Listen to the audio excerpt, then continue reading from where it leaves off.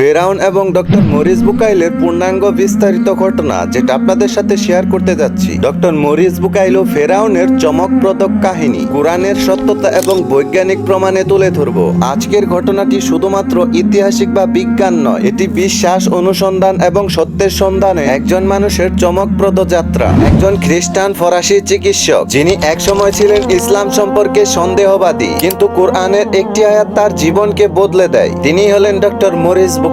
1975 সাল ফ্রান্স সরকার এক বিশেষ অনুরোধ পায় মিশর থেকে। তৎকালীন মিশরের সরকার বিভাগ চাইল যে ফেরাউনের লাশটাকে চিকিৎসা করে মমি করা হোক। দেহটি ছিল অনেক ক্ষয়প্রাপ্ত, রক্ষণাবেক্ষণের প্রয়োজন ছিল জরুরি। এই দায়িত্ব দেওয়া হয় বিশেষজ্ঞ চিকিৎসক এবং সার্জনকে, যিনি হলেন ডক্টর মরিস বুকাইল। যখন তিনি কায়রোর মিউজিয়ামে ফেরাউনের মমিকে পরীক্ষা করছিলেন, কিছু অদ্ভুত ব্যাপার তার নজরে আসে। তিনি লক্ষ্য করলেন যে ফেরাউনের শরীরে পানির উপস্থিতি, ফুসফুসে পানি প্রবেশের চিহ্ন, এমন কিছু লবণাক্ততা, সব মিলিয়ে প্রমাণ হয় যে ফেরাউন পানিতে ডুবে মারা গেছে। কিন্তু প্রশ্ন উঠল যে মিশরের ইতিহাসে কোথাও কি এ ধরনের মৃত্যুর উল্লেখ আছে? প্রাচীন মিশরের বইগুলোতে এ ধরনের কোনো তথ্য পাওয়া যায় না। ঠিক তখনই একজন মিশরীয় সহকর্মী হালকা হাসি দিয়ে বললেন, আপনি কি কোরআন পড়েছেন ডক্টর?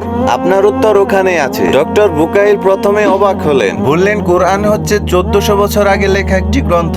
সেই গ্রন্থে কি করে এমন স্পষ্ট বৈজ্ঞানিক তথ্য থাকতে পারে? তারপর তিনি নিজেই কোরআনের সেই আয়াতটি খুঁজে বের করেন, সূরা ইউনুস আয়াত 92। সেই আয়াতে লেখা ছিল, আজ আমি তোমার দেহকে রক্ষা করব, যাতে তুমি তোমার পরবর্তীদের জন্য নির্দেশন হতে পারো। ডক্টর মরিস বুকাইল কোরআনের সত্যতা খুঁজে পায় এবং তিনি অবশেষে ইসলাম গ্রহণ করেন। ঘটনাটি যদি আপনাদের কাছে একটুও ভালো লেগে থাকে তাহলে অবশ্যই আমার চ্যানেলটা সাবস্ক্রাইব করেন। ধন্যবাদ।